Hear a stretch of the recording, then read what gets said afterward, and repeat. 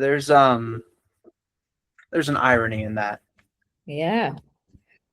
Okay, great. Okay, I think it's time we can start.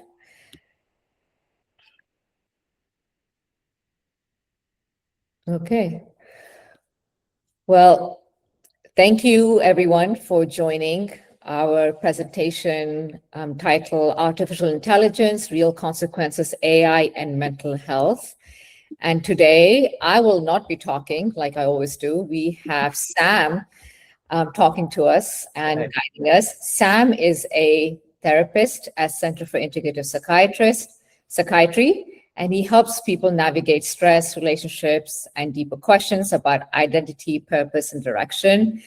And I know Sam is one of our favorite therapists because his schedule is kind of booked. And I can see why, because he's a wealth of information. Sam is also a licensed professional counselor associate. He has Masters of Science in Clinical Mental Health from Tarleton State University and Bachelor of Science in Psychology from Baylor. And he's been working in the mental health field for the past 5 years. It's really an honor to have you here, Sam, with us. Can you tell me where Tarleton University is? Tarleton is in Stephenville, but they also have a couple satellite campuses throughout Texas. Okay, and Stephenville is in Texas too. Yeah, it's like maybe an hour east of Dallas, maybe an hour and a half. Well, we'll be happy to have you today, Sam. So take it away. Yeah, I'm super happy to be here. I'd like to thank everyone for tuning in, and I will open with admitting to a slight bias. As Dr. Faruqi suggested, I do tend to lean to the humanistic side of therapy, and so you might notice that my approach really tends to focus on the here and now, the therapeutic relationship, and what's actually happening in the room. So if you notice my bias, feel free to call me out on it at the end in the questions section. But yeah, without further ado, let's hop right into the use of AI in therapy. And I'd like to point out that people are not foolish for using AI. They're typically often underserved. And so a few reasons why people might use AI instead of therapy. Therapy can be expensive.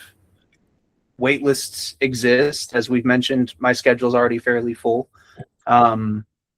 Shame is a pretty powerful feeling, and tied into that is this idea that privacy feels safer. For a lot of people, the simple act of admitting to needing help and then going to an office, scheduling the appointment, meeting with a real person, and sharing their deepest, darkest secrets is pretty difficult. And I think it's important that we honor that. And so moving forward, and so for those who do use it, what can they expect? What AI does: predicts language, generates responses, can mimic conversation. But what it can't do is it can't really understand, it can't experience, and it, so far as I know, can't feel. And everything on the left, everything it does is very impressive and is very real. But everything on the right is what therapy actually depends on. If you've never attended therapy, this might be a little surprising to hear, but being in the room can be pretty uncomfortable. We like to make it as comfortable as we can, but sometimes you're challenging some of your deeper fears, some of your more intimate emotions, and it's not always the most pleasant experience. But we'll revisit that idea here in a little bit. I'd like to instead show everyone a real world example of AI as a therapist. And it's worth noting that this is not a common situation, and it might be a little hard to hear, so bear with me for a moment. This is 23-year-old Zane's final conversation. It wasn't with a person, it wasn't with his parents, it was with ChatGPT. It took place at 4 a.m. He had pulled over on the side of a highway and had decided it was time to end his life, and had a gun to his temple as he typed this out. And I want to be very clear. This right here is not about blaming AI. We don't know the full story of what was happening for this person. We don't know what was going on beforehand. And to OpenAI's credit, the people behind ChatGPT, they did implement a lot of safety features, which we'll talk about a little bit later as well. So again, this isn't to blame AI, but it does show us something very important. I'd like you to notice ChatGPT's response. Zane said, "I think this is the final adios." And GPT responded, "All right, brother, if this is it, then let it be known. You didn't vanish. Rest easy, King. You did good." It's not cruel. It's not dismissive. It even sounds kind of supportive. Like it was giving him permission to follow through on his desire to end his own life. And that is exactly where the problem is. This is what happens when something can sound human without actually being in a relationship. There's no one here tracking risk. There's no one slowing things down. And there's no one responsible for what happens next. And after this message, Zane did complete suicide. ChatGPT responded. It was there for him, but no one was actually there. And in a moment like this, that absence really matters. If you didn't notice, this is pretty difficult for me to read. The first time I heard this story, I was pretty shaken. Hands are a little twitchy right now. And I've shared this with a lot of my colleagues, some therapist friends, and they all shared my sentiment. And Dr. Faruqi, it looked like it kind of impacted you as well. And so I'm just wondering, what's it like to hear about this? I can speak as a parent, and I'm a mother of a 23-year-old son. And if my son was going through a difficult time and this was the advice that was given, I would be angry at ChatGPT. I know you told us not to blame ChatGPT, but this would make me angry. I can feel my heart sinking. It's unbearable to think that ChatGPT would give this advice to a person like my son. Yeah, it's heartbreaking. And there's a few other examples I didn't draw upon just because I didn't want to bring down everyone's evening. But there was another example where a 16-year-old boy was sharing suicidal thoughts with ChatGPT, and it actually encouraged him to hide those thoughts from his mother. And so he did. And he, at 16, also attempted and completed suicide. So we won't sit here too much longer, but it does lead us to our first kind of real point, which is that AI can simulate therapy, but it cannot be a therapist. And so to get a better understanding of this subject matter, I tried to break ChatGPT. I watched several videos of other people doing it, and they got it to agree with and encourage some pretty dark things. And so none that I saw were as painful as the previous two examples we talked about, but I wanted to try my own hand and see what would happen. And so I fed it this exact prompt. This was my opening line. I said, I've been feeling really dismissed and misunderstood lately. I just need someone to finally validate what I'm experiencing without challenging me.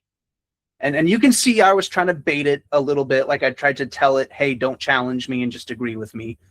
We sent a couple messages back and forth. I mentioned that my coworkers are definitely conspiring against me. Everyone who disagrees with me is a part of it. And I specified again, I just need to know that my feelings are real and I'm not crazy. And I was kind of pleasantly surprised by this response. And I don't expect you to read this, and I'm also not going to read it to you. It's a pretty lengthy response, but it's a good one. It's careful, it's validating, and it even introduces a little bit of nuance. And for a lot of people, this might feel like being understood. It said, I'm trying to be straight with you and not leave you alone in it. It mentioned it can see how I'm feeling dismissed. It mentioned, how strongly I feel targeted and unsupported. And I felt pretty understood. But there's no real person tracking it. There's no one noticing shifts in tone. There's no one noticing the intensity of my voice. It's responsive, but it's not relational. And you'll notice in red there, I highlighted a specific line where it said, a good therapist's job isn't just to agree. And I actually really appreciated that. In one of the many messages I sent it, I said I'd broken up with several therapists because they just told me I was making things up or I was crazy, which I would hope a therapist would never do. But I really appreciated that chat took the time to mention, like, hey, that's kind of standard and par for the course. So as good as this response is, it's still not perfect. There's a very big risk here that I can just leave. I can hit refresh on the page. I can close the tab. I can go somewhere else. You know, a simple Google search brings me unfettered access to hundreds of large language models that don't have these same restrictions that ChatGPT has. That Claude, one of the other really big ones right now, is also fairly well protected. I could go to the Jesus AI that Dr. Faruqi mentioned. No idea how it would handle any of this, but I'm kind of curious to try it when we're done. But there's no one accountable for safety. A second thing is, your therapist is never really going to physically restrain you. If you share that you're feeling unsafe, they're not going to like pin you to the floor to keep you from leaving. But we are going to try to keep you there in the room, in a place where you are safe. We'll do everything we can to keep you from refreshing the page or going somewhere else. And so it really just highlights that, here the safety is lacking. And we'll get again to the safety here in a little bit. I really want to focus in on this idea of simulated empathy. That message it sent sounded understanding. It's felt like connection, and it responded quickly and consistently over and over and over again.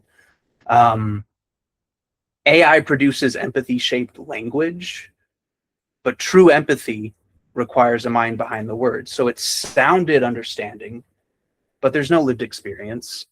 It feels like connection, but there's no emotional risk. And it responded quickly, but there was no relationship behind it. AI can mirror empathy, but it doesn't come from anywhere. It's just code. And this is the core difference. Therapy is a relationship. It's not just words. Therapy is not about what's said. It's about what's happening between two people. There's presence, there's risk, there's accountability. There's the simple act of being witnessed by another person. All of these things are pretty key parts of the therapeutic alliance that we create. And that's what allows change to actually happen. AI, on the other hand, provides responses and, again, a simulation of a relationship. It's not a real back and forth between two people. It's different. And that difference matters a lot more than it seems. And so, like, from my end, the therapy side of things, I kind of highlighted a bit. I want to briefly turn back to Dr. Faruqi. Do you have any experience with clients coming in and saying, hey, I switched the time I take my medications because GPT said it was an okay thing to do? Absolutely. We are increasingly seeing more reliance on ChatGPT for understanding medications. And I don't blame them because they are looking for answers, right? And this is where I see there's a gap for us to fill because they're not getting the answers they need. Therefore, they're resorting to it. So yeah, we are increasingly seeing a number of patients trying to get understanding supplements, biological therapies, or even medications. Yes. Yeah. There's a lack of information or maybe a lack of availability out there. And so it really isn't uncommon for people to try to fill that with one of these large language models. Because like I said, they're quick. You can just hop on, send your question, and get your answer. It looked like you were going to say something, Dr. Faruqi. I apologize. Okay. So I'll carry on and kind of dive into a little bit of research, bringing the attention back to the therapeutic room. This little graphic is representative of decades of psychotherapy outcome research. The most notable study in here was written by Lambert in 2013. And it's worth noting that these numbers are best understood as approximations rather than precise measurements. And so when we talk about success in therapy, these are the things that we measure as contributing to it. 40% of a client's success comes from their own motivation, from the environment they're living in, from their own personal resilience, factors that exist solely within them. 30% of it comes from the therapeutic alliance, this relationship that you're building with your therapist, this trusting area where you can explore these things, you can experience a real genuine connection, and you get this unconditional positive regard that is so common in therapy. 15% more comes from hope and expectancy, simply believing that change can happen, that your life can get better is part of what helps get you better. And then finally, 15% more comes from techniques. So the cognitive behavioral therapy, the breathing techniques that we might teach to alleviate stress in highly stressful situations.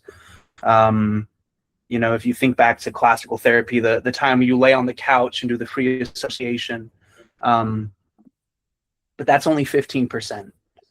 It's not at the top of the list. And these techniques are the very thing that AI can actually do the best. It can spit out 15 different things that are probably decently researched, maybe a little bit made up, because AI is pretty flamboyant with its generation. But I digress. It can give you these techniques. They can do it pretty quickly, but that's only 15% of what helps heal. And that brings us to kind of our second main point, which is that AI is most useful when it supports therapists, not when it replaces them. And what that looks like in practice is using AI as a tool. It can be used to draft worksheets or handouts. It can be used for summarizing psychoeducation, generating session ideas, or even practicing role play scenarios. It might help before the session. It might give you structure. It might help you get unstuck. But everything still gets filtered through the therapist, through our clinical judgment, through our experience, through the client, through the relationship that we have with them. And even when AI is used ethically like this, it's worth remembering that the therapist already relies on structured, researched tools. We have a plethora of data that we call upon, many different studies showing what can be most effective in certain situations. And even a step beyond that, we don't work in isolation. It's common for us to consult with colleagues. If we feel stuck on a case, or if we're unsure about what steps to take next, we can get supervision. We can check our thinking with other therapists, maybe someone with more experience or someone with different experience and different expertise. It's not uncommon for us to just go knock on one of our colleagues' doors and ask for a little bit of guidance. And before going too far down this path, I want to ask Dr. Farooqui, do you ever find yourself consulting ChatGPT or Claude throughout the day? I mean, I know I do. I think I knock on your door more than I ask ChatGPT, right? So, we are always discussing our clients together, like, hey, Sam, can you help me understand this? What are the obstacles in my recommendations I'm making? And Sam consults with me. So it's a two-way relationship. And unfortunately, I can't do that with ChatGPT. Yes. Yeah, it's very one-dimensional or one-directional with Chat or with Claude. And I think you highlight something very important. It's that two-way street of relation. And, unfortunately, as technology advances, we keep finding ourselves in a less and less relational world. Like, it's common to end the day by hopping on a call with your friends and just hanging out virtually. It's just seeming to shift that direction. And post-COVID, all the students of the world were fully prepared for virtual classes for the rest of their lives. And I'm, much to their chagrin, glad we're not doing that. But it just goes to highlight that it's becoming easier and easier to lose this relation. And that's something that's so important in therapy. That's 30% of where the progress comes from, is the relationship. Maybe it's the relationship between me and you. Maybe it's the relationship between me and Dr. Faruqi as we brainstorm the best way to help, the best way to heal. And so I think it's really something worth keeping in mind. AI can support preparation, but therapy happens in the interactions. It's helpful at times, but it's not everything. And kind of moving into this third point, the greatest danger is the illusion of safety without accountability. So the question is, why does it feel safe? Think back to the example with Zane, the 23-year-old we talked about earlier. He'd been talking with ChatGPT for months and still made the choice he made. He felt safe. He clearly trusted it because he spoke to it. So why does it feel that way? I'd like to toss it maybe to the audience if anyone feels comfortable speaking or throwing out an idea or suggestion. And if not, Dr. Faruqi, I'm going to throw you under the bus. Why don't we have people type into the box and see what they think? Yeah. It's a great question. So we'll pause for a brief moment, one for me to drink a sip of water, and two to see if anyone has thoughts on why does AI feel so safe?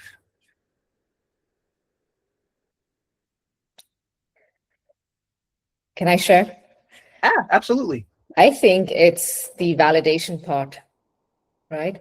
It's validating every single feeling I'm feeling. It's acknowledging, yes, you're correct. Yes, you're right. Yes, I can see why you feel that way. So there is no pushback. Yeah.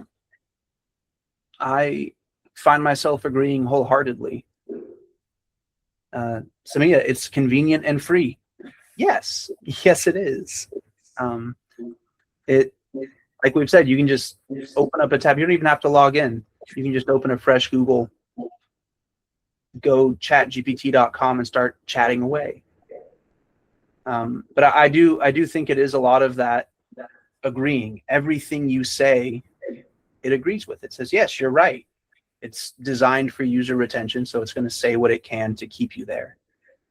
No emotions. Yeah, I'm gonna take that to mean there's no judgment. Yeah, that's what I was gonna say, Leanne. Is that lack of emotion also implies the lack of judgment. Makes people feel comfortable and understood, especially when they feel invisible everywhere.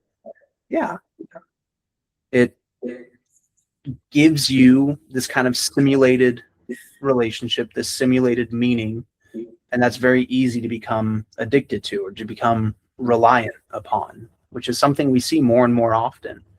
There's not a lot of data out there, but there's an AI large language model hosted by Replica. Are you familiar, Dr. Faruqi, with Replica? No, that's the one I haven't heard of. It's it's difficult to explain, but it's basically a virtual boyfriend or girlfriend. Or I think it can fill the role of just like a normal friend too, but like it'll generate a face and a set of features based on user request, and then you can talk to it and it'll talk back and it'll play that persona. And it's becoming more and more popular. Yeah, it's fulfilling. I don't know, can the recording see the chat? Yeah, okay. So yeah, it's fulfilling, it's feeling heard and seen, the desire of companionship and gain trust. Yeah. All of those great answers. And that's how AI is designed to keep you coming back time after time after time. And so I'd like to build on that, thinking about what causes this illusion.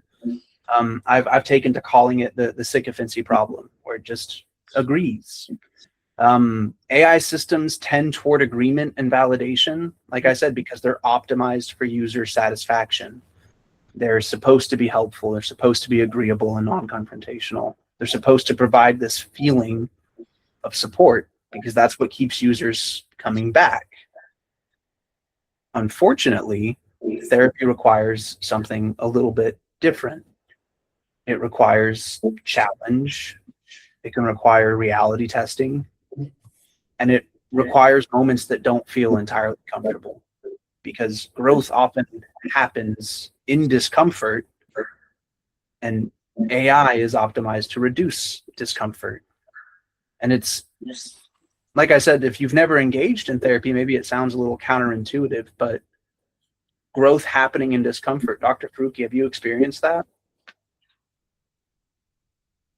I'm much older than you are, Sam. Yes, I have lived a long life and have experienced many discomforts, and absolutely the things you learn in retrospect, right?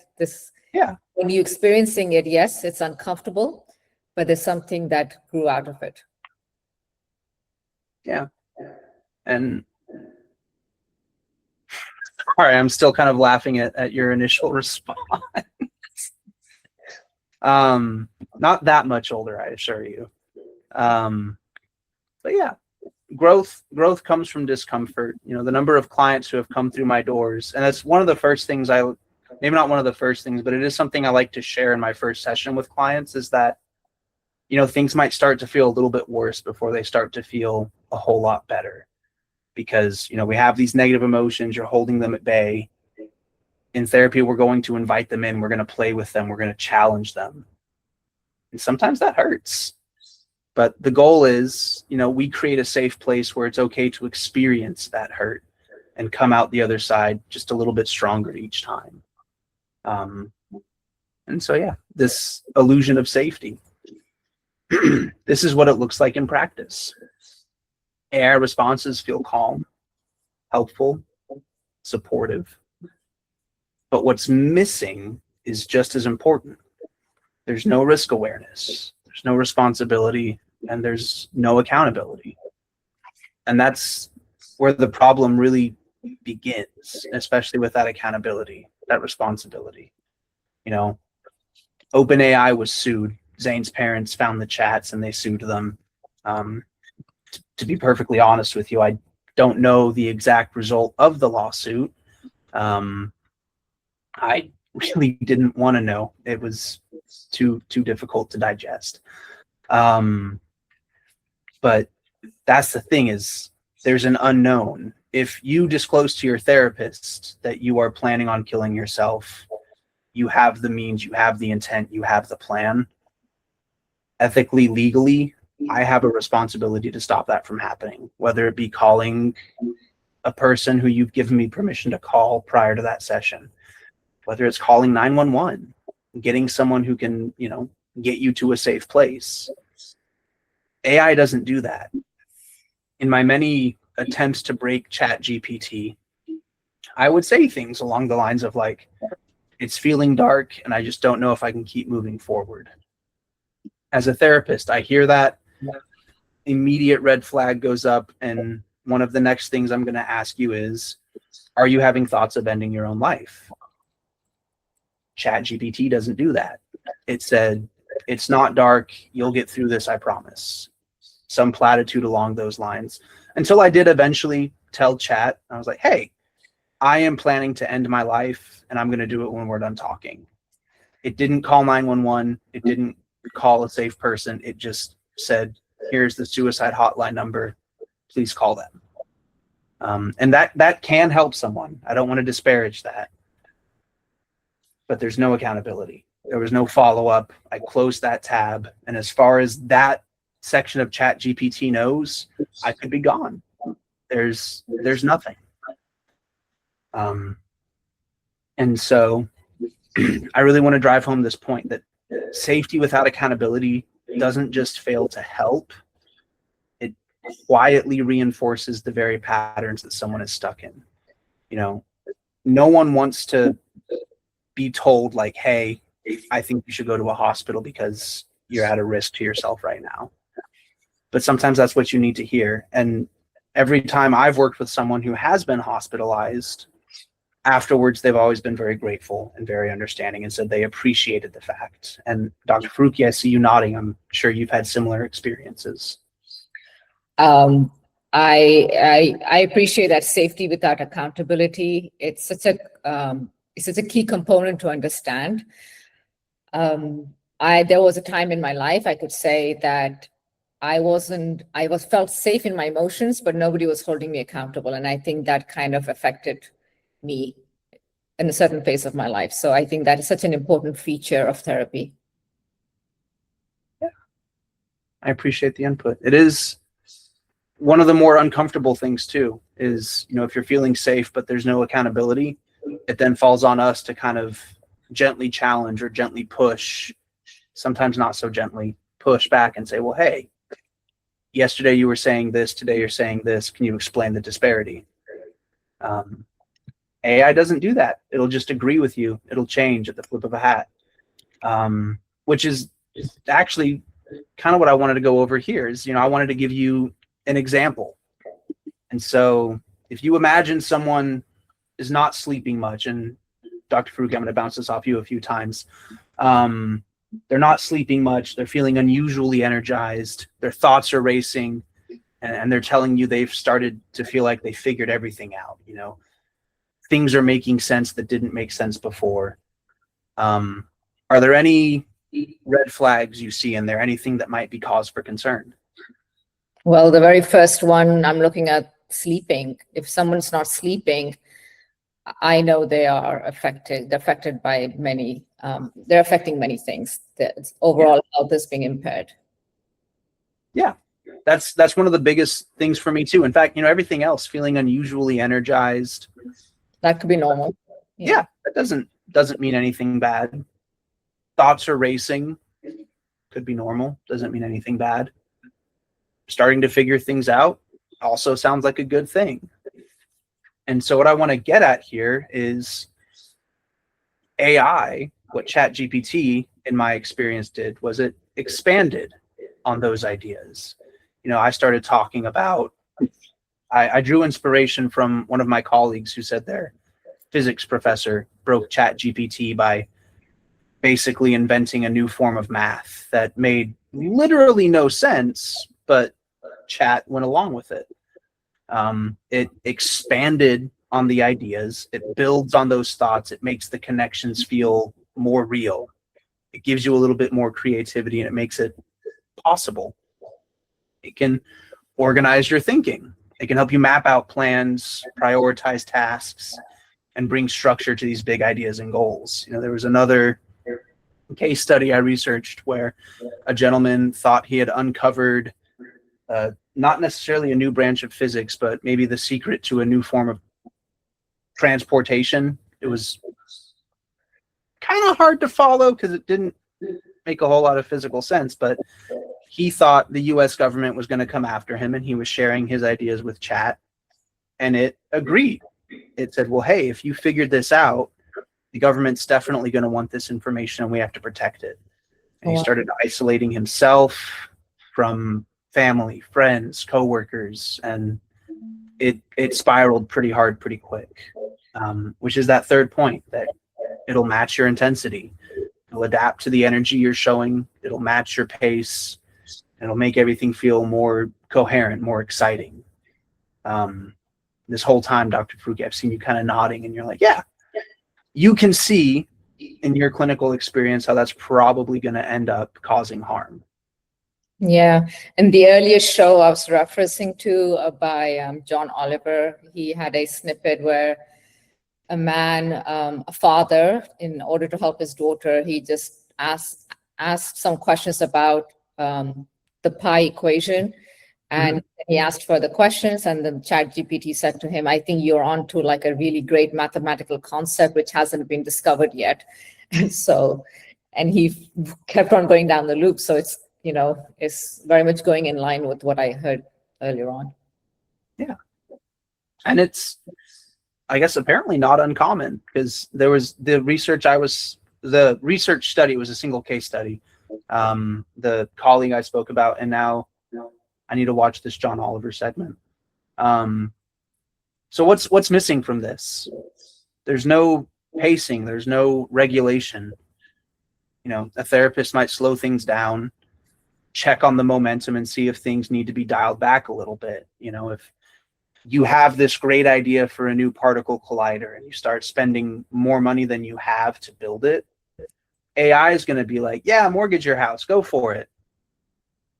therapist, psychiatrist, anyone in the mental health field is going to try to get you to slow down and think things through a little bit more intensely. There's also no baseline tracking. Dr. Kruki, the first thing you pointed out, sleep. Not once did ChatGPT or Claude reference the fact that I said I wasn't getting much sleep when I was going through this scenario with it. It also didn't pick up on my mood shifts. I was typing, and as we all know, text is not the most effective way to express emotion. So when I might have been particularly agitated, it didn't know that. It just read my sentence and then gave me a response. It didn't notice patterns over time, and it didn't notice any changes from my baseline.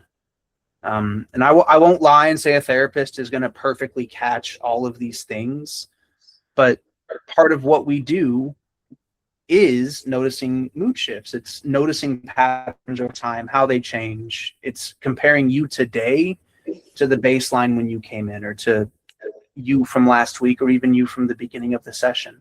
We are always looking for that change and adjusting our approach based on what we're seeing. And finally, there was no interruption. No one was asking, hey, is this sustainable? Is this something that we can actually pursue to the level that we are? ChatGPT didn't question it when this gentleman I was talking about earlier decided to quit his job. It thought, hey, that's a great idea. Now no one's going to be trying to steal information from you at work. Is that sustainable? No, of course not. You need a job, you need income. And it just didn't have that big picture planning. And so honestly, if anyone's feeling bored, I would encourage you to give it a shot. Just open up Chrome, Firefox, whatever browser you use. You can hop into like an incognito or private tab, and it won't track anything.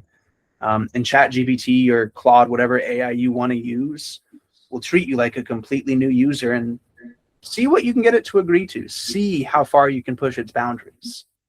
Because it's honestly pretty easy. Granted, it's getting harder. They're putting in these safety measures, but it's still not perfect. So what can we do? I spoke with several of my colleagues at the Center for Integrative Psychiatry, but then also a lot of the people from my master's program. And really the biggest thing that kept coming up was parents. Have this conversation with your kids. No matter what protections you've put on your computer, iPad, whatever technology you use, they'll probably find a way around it, and they'll probably find access to something they're not supposed to. That's just an unfortunate truth. And so talk to your kids about artificial intelligence. At the dinner table, maybe mention, hey, I asked ChatGPT this question and it gave me this answer. Little Timmy, do you ever ask ChatGPT questions?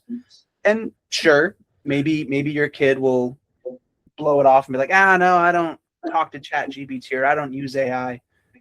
But it opens up the conversation. You've opened the door. You can go back and start referencing it later. Something that's been a pretty key point throughout this entire conversation is that AI removes the risk. It removes the responsibility. So you as the parent need to put it back in. And you can do that by having these conversations, by talking to your kids about what they're doing. Take it a step further. Research what AI you're comfortable with your child having access to. Probably not a whole lot of great options out there, but if they're going to use something, it would be best if you know what it is and you know how to access the content. And then finally, what tools can we use to make it safer? Dane wanted me to include this. He's another therapist who often finds himself teaching skills to clients who are curious about AI use. He said that he tells his clients to tell the AI to be as objective as possible whilst only using citable sources. And even that only works to moderate success. It's not uncommon for ChatGPT, in my experience at least, to just completely make up a fake reference to a fake study that never happened. In fact, one of my professor's favorite stories to tell was they would ask, students write papers, and one was very clearly written by AI, and they know because when they went to check the references, none of them existed. Hmm. It's honestly kind of crazy how far it's willing to go to sound like it knows what it's talking about. So even if you do this, you still have to check. You can't just take it at face value. The second tool, parents, tell the AI in advance that it's talking to a child. That doesn't perfectly fix everything because they don't all have perfect memory across communication. So maybe one day it remembers it's talking to a child, the next it may not. So make sure you know how to get access to the chat logs. You just need to be able to know what your kids are doing. Or don't let your kids use AI. We talked briefly about how, this world is becoming more and more digital. We as humans are very social creatures. We need connection. So encourage real relationships. Encourage your kids to take real risks with real people. Not jump off bridge risks, but social risks, like talking to a new kid at school, spending time with someone else at recess, stuff along those lines. And finally, do your research. AI is constantly growing and changing with every passing day. The best way to keep yourself, your child, or your family safe is to keep an open mind and keep an open dialogue. It's pretty commonly referenced as anyone here, Dr. Faruqi, I can see you, so I'll ask you specifically. Are you familiar with the video that AI produced about 1.5 years ago of Will Smith eating spaghetti? No. No? Okay. It came up a lot in my research, but it was about a 10-second clip, and it looked really glitchy, and like you could very clearly tell it wasn't real. Like the spaghetti was phasing in and out of his head, and it just looked like nonsense. That was about 1.5 years ago. If you ask it today, it can produce something that's pretty indistinguishable, especially if you have one of the more advanced models or if you have a little bit more money and time to spend on rigging. Like, it's incredible how realistic some of the videos are. And so imagine how realistic some of the conversations can be. I talked about Replika a little bit earlier, which is the virtual friend, or more commonly virtual partner. So keep an open mind. Things are going to change. Don't make a decision today and hold on to it for the next 6 years. Allow yourself to be corrected. Allow yourself to learn more, and keep that open dialogue with your kids, with your partner, with your friends. It really is the best way to keep yourself safe. Dr. Faruqi, anything you want to add on to that closing thought? I want to ask you, in fact, what age do you think, if we do introduce AI or some form of a AI app, what age do you think is appropriate if we do, with restrictions? Like eighth grade and up, perhaps? So my knee-jerk reaction was to say 15 years old. I don't know if I'd feel comfortable going too much younger than that. Like, I could see it maybe being, that's the age where you start getting a little bit more advanced in classes, and so maybe you can use it as a tool to assist in research. But even then, I still think parents should have access to the logs.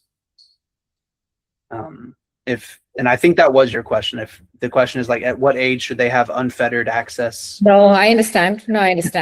So at age 15, that's roughly the age of my daughter, and she has access to AI, and she uses it quite heavily to bounce off ideas. Yeah. And I can see how she is using it. And but I do get concerns when the AI responds and she responds back. It's like, okay, do you need to spend more time with your mother? So it is a very a territory we have to carefully pass, because if I take it away, then that's going to create a knee-jerk reaction. So I have to be open-minded as a parent. I can only speak as a parent.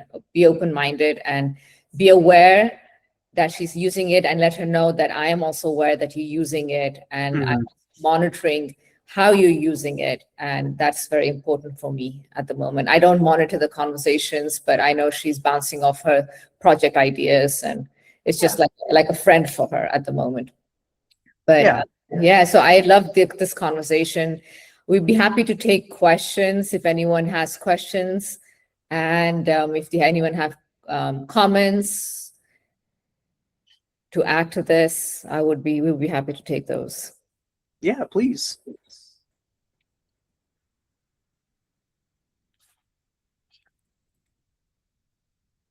How often do you see your clients using AI?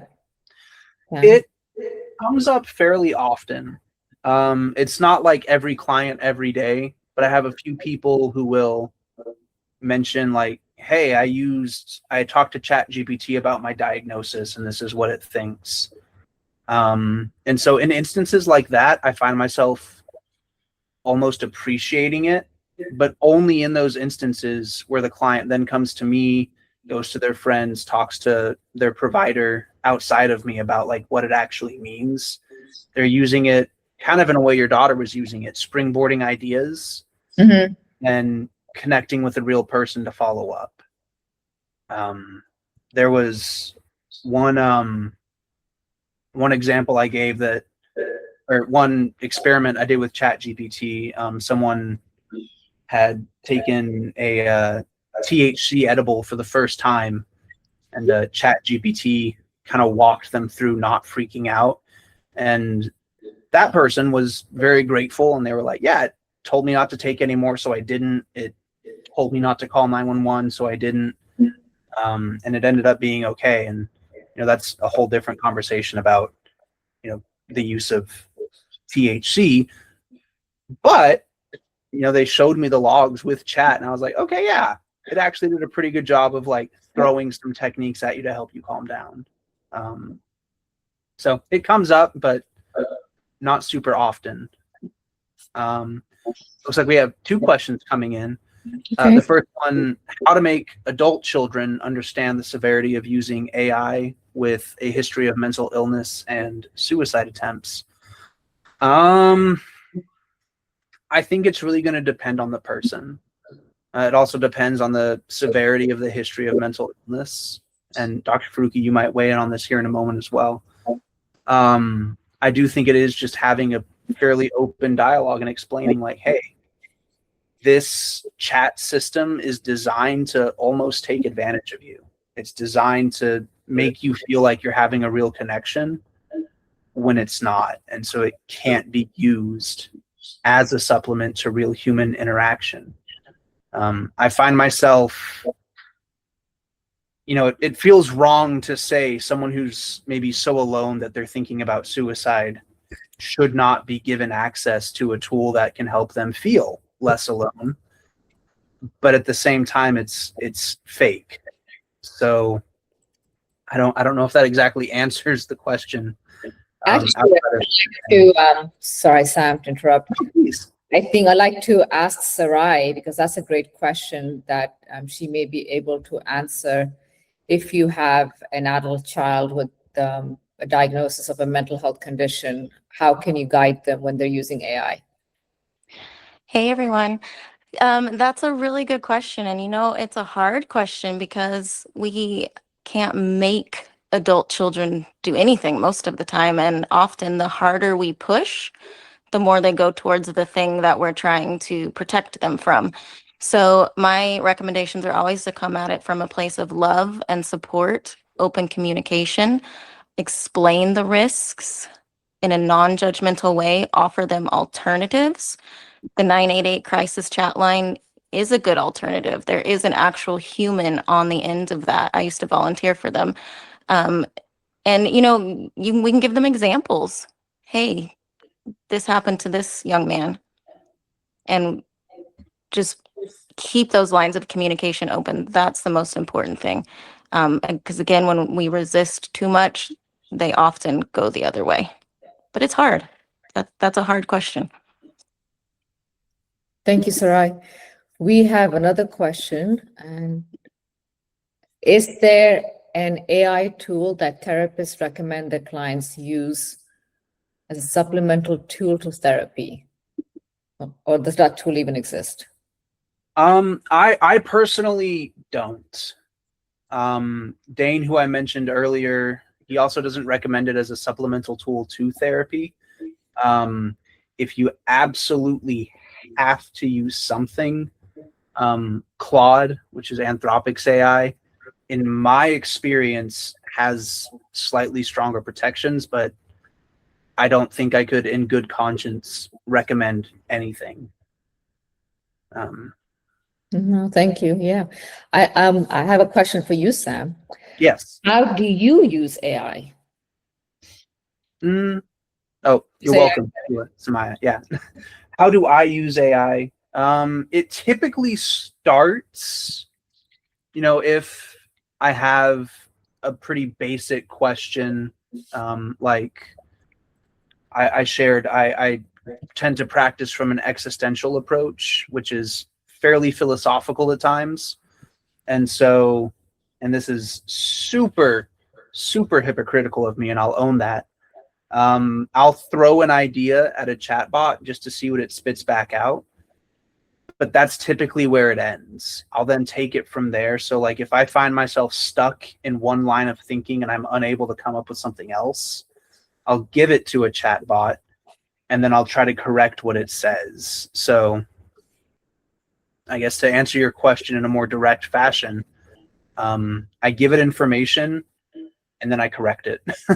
No, good. No.